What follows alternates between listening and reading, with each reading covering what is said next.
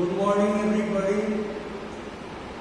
So, today's topic for discussion is organophosphorus poisoning.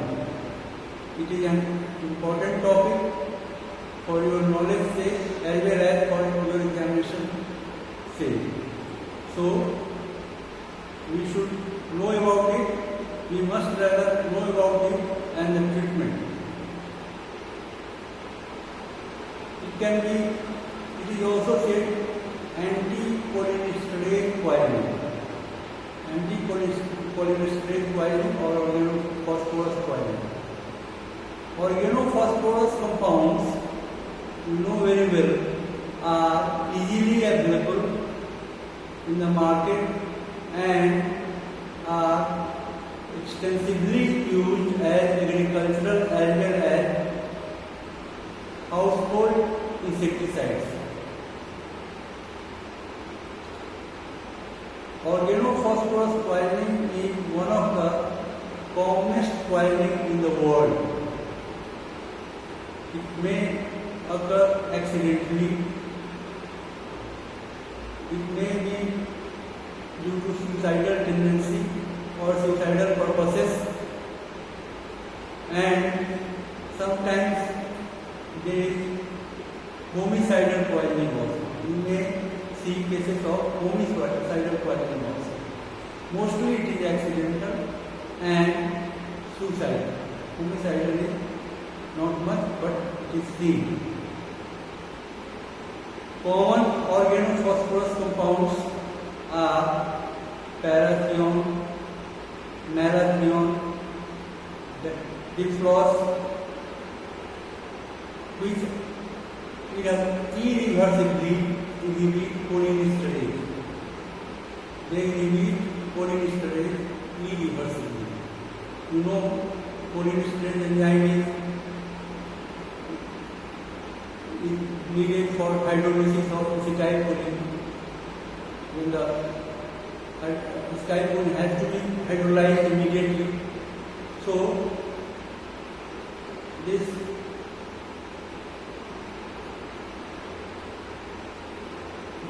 compounds like parathion, malathion, diphlos, they irreversibly inhibit cholinesterase, and the result is there is accumulation of acetylcholine at muscarinic and nicotinic sites. Cholinesterase is not available, so there will be accumulation of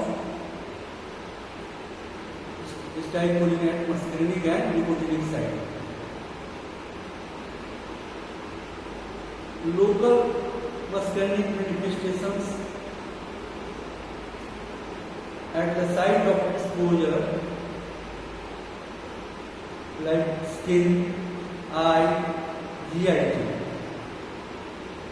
While spraying the insecticide for agricultural purposes, there may be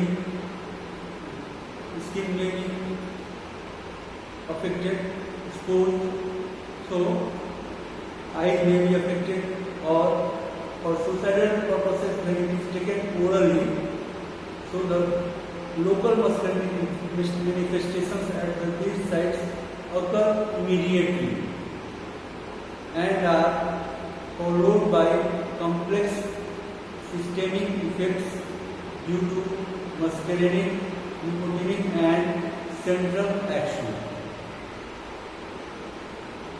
Muscarinic effects are profuse sweating. There will be too much of sweating. Salivation, too much of salivation. Saliva will be dribbling from the mouth of the person who has taken it or affected by the organophosphorus compound. All secretions are increased, and due to increase in this secretion there is bronchospasm. Bronchial secretions are increased and there is bronchospasm. Vomiting, abdominal cramps, and there will be meiosis, constriction of the pupae. When you see the pulse, you will find bradycardia and blood pressure is low, that is hypotension will develop. Later on, involuntary urination and defecation may occur. These are due to muscular effects. I repeat, profuse sweating, increased salivation, increased lacrimation, increased tracheobronchial secretions, bronchospasm, vomiting, abdominal cramps, meiosis, that is constriction of the pupils, and bradycardia and fall in blood pressure. The nicotinic effects are twitching, fasciculation and muscle weakness. Twitching of the muscles, fasciculations may occur, and there will be muscle weakness. Paralysis may occur due to prolonged depolarization. Then central effects are also there. Central effects are headache, restlessness, confusion, convulsions, coma, and death due to respiratory failure. Cause of death there is respiratory failure. Respiratory paralysis is central as well as peripheral. So these are features of central effects of organophosphorus coiling. Now, diagnosis. We come to the diagnosis. It is evident that we will get the history from the patient. The attendant or the patient may tell you that you are spraying insecticide in the agricultural field, or somebody may come and say that the person had consumed organophosphorus compound due to some problem somewhere in the family or whatever it may be. So there will be history of exposure or ingestion. Ingestion means patient had consumed the person had consumed the organophosphorus compound. Then we will look for the symptoms and signs. Patient may be having vomiting, patient may be profusely sweating, there will be salivation and abdominal pain, restlessness, confused. So these are the things you will find in the patient. And the symptoms, you can see the pupil is too much constricted, almost pinpoint, and the pulse is very slow, bradycardia develops. When you measure BP, BP is low, hypotension occurs. You can estimate choline styrase level in the blood, which is reduced to 50% of the normal. If we estimate the blood level of choline styrase, it is reduced, because choline styrase enzyme is not available. It has been irreversibly bound by this organophosphorus compound, so the level is decreased up to more than 50% of its normal. Then we come to the treatment. We have to take some general measures. Like, first we will try for termination of further exposure to the coil. How we do it? By removal of contaminated clothes, washing of the skin with soap and water. You can go for gastric lavage. If the person has ingested it, you can do gastric lavage so that the compound which which is present in the stomach is taken out. Then the general measures, you have to see that the airway is patent, and you may have to apply positive pressure respiration. You may have to start IV line, and IV fluid may have to be given to maintain the blood pressure. Hydration is also required since the patient is profusely sweating and all secretions have increased. So, to overcome the dehydration occurring, which may occur, you have to hydrate the patient. If convulsion is there, you have to control the convulsion by giving slow intravenous injection of diazepam continuously. Slow intravenous injection of diazepam for control of convulsion. Then we come to the specific measures or specific treatment. Injection atropine, very important. Injection atropine is highly effective in counteracting the muscarinic effect, but higher doses are needed to antagonize the central effects. Atropine will be effective only on the muscarinic effects, and higher doses are required to control the central effects. So here the dose is little bit higher. 2 mg atropine intravenous stat. 2 mg. Usually the ampoules of atropine which is available to us contains 0.6 mg per ml. So you have to give 2 mg intravenous stat, and that has to be repeated every 5 to 10 minutes till the patient is fully atropinized. What is atropinized or fully atropinized? Fully atropinized means the pupils are fully dilated, the skin is flushed. Atropine flushed you have read in the last class. So the skin is flushed and tachycardia has set in. This bradycardia is over, tachycardia has set in, and the dryness of mouth has started. Dryness of mouth. So these features when developed, we say that the patient is fully atropinized. Up to 200 mg has been used in a day. Up to 200 mg. Atropine has to be, may have to be given in a day. And we have to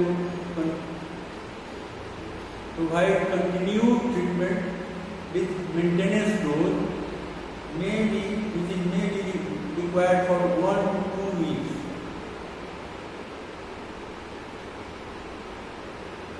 Atropine does not reverse the peripheral muscular paralysis, which is nicotinic effect. Peripheral muscular paralysis is not due to the muscarinic action, it is due to nicotinic action. So atropine does not reverse the peripheral muscular paralysis. Then now we have learned that here by the organophosphorus compounds, this choline spray compound is already bound, not able to work. So we have to give choline esterase reactivators. Our purpose is to reactivate the choline esterase enzyme. So here the drugs are of Oxymes group. How this act? the what happens is polynitrate is phosphorylated by the organophosphorus compound. So here when we use oxides, what happens? The phosphorylated polynitrate reacts very slowly or not at all with water. But however, if more reactive hydroxyl groups in the form of oxides are more reactive hydroxyl groups. Water जो है इसको बिल्कुल react नहीं करेगा, इसलिए ज़्यादा reactive hydroxyl group जो कि ऑक्साइड्स में होता है, is more reactive hydroxyl groups in the form of oxides. The formula is RCH double bond NOH. These are provided. Reactivation occurs very fast. Means reactivation of polynitrate. So oxides, since they have more reactive hydroxyl group, when we keep the reactivation starts and it is very fast. So deactivation of, and our purpose is to deactivate the polynitrate so that it can be available for hydrolysis of acetyl, which is accumulated at the neuromuscular junction. The drug is pralidoxime, or in short we write it 2-PAN. Pralidoxime. It has a quaternary nitrogen. It contains a quaternary nitrogen which attaches to the anionic side of the polynitrate enzyme, which is unoccupied. Anionic side unoccupied है, वहाँ पर जो इसका quaternary compound है वो जाके attach हो जाता है. So pralidoxime has a quaternary nitrogen which attaches to the anionic side of the polynitrate enzyme, which remains unoccupied. The oxime end reacts with phosphorus atom. Enzyme was phosphorylated, so जहाँ से जो phosphorus atom था उसको replace करने के लिए the oxime end reacts with phosphorus atom attached to the steric side. Steric side पे phosphorus atom था, उसको वो रिप्लेस कर दिया. And oxide phosphonate is form. Oxide phosphonate is form and diffuses away very fast, leaving the reactivated polynitrate. Phosphorus atom को हटा दिया और उसके बाद क्या हो जाएगा? रीएक्टिवेशन हो जाएगा. एनानिक साइड पर नाइट्रोजन एटम अटैच हो गया, स्टेरिक साइड पे ऑक्साइड जाके अटैच होगा और फॉस्फोरिलेटेड हो गया है, फॉस्फोरस एटम को हटा दिया. उसके बाद क्या होगा कि oxide reacts with phosphorus atom attach to the steric side. Oxide phosphonate is form and diffuses away, leaving the reactivated polynitrate. So this is the mechanism by which polynitrate reactivators or oxides or pralidoxime works. Oxides are not effective as antidote in carbamate poisoning. Anticholinesterase poisoning में oximes are not effective. In this case क्यों नहीं effective है? In this case the anionic site of the enzyme is not free to provide attachment for pralidoxime. Anionic site free नहीं है, इसलिए carbamate poisoning में हम लोग इसका यूज नहीं कर सकते. So it is rather contraindicated in carbamate poisoning and should not be used. You have to remember this. Then, how we give this Dalidoxan? It is injected intravenously, slowly, in dosage of 1 to 2 gram. 1 to 2 gram dosage. In children, we give 20 to 40 milligram per kg body weight IV fluid. It causes more marked deactivation of skeletal muscle cholinesterase than at autonomic sites and not at all at CNS, since it does not penetrate with the CNS. तो skeletal muscles पे जो autonomic ये है इसका ज़्यादा action होता है और बाकी ऑटोनॉमिक साइट्स पे कम होता है, CNS में बिल्कुल नहीं होता है, इसलिए कि CNS में ये पेनिट्रेट नहीं करता। Another thing you must remember that treatment with Optime should be started as early as possible, within 24 hours. Because here what happens, why we want to start as early as possible? Before the phosphorylated enzyme has undergone aging, there is the word aging. Phosphorylated enzyme may undergo aging and becomes resistant to hydrolysis. Ageing हो जाने पे क्या होगा, oxide देने से भी hydrolysis से resistant हो जाएगा। What is ageing? Ageing means there is loss of one of the alkyl group, so you have to start enzymes as early as possible. Doses of enzymes may have to be repeated and maximum dose is 12 gram in 24 hours. Maintenance dose is given for 1 to 2 weeks. The use of enzymes is in organophosphorus binding is secondary to atropine. You cannot avoid atropine. Injection atropine has to be given, and enzymes are also. Atropine will take away the muscarinic actions and enzymes will reactivate the cholinesterase.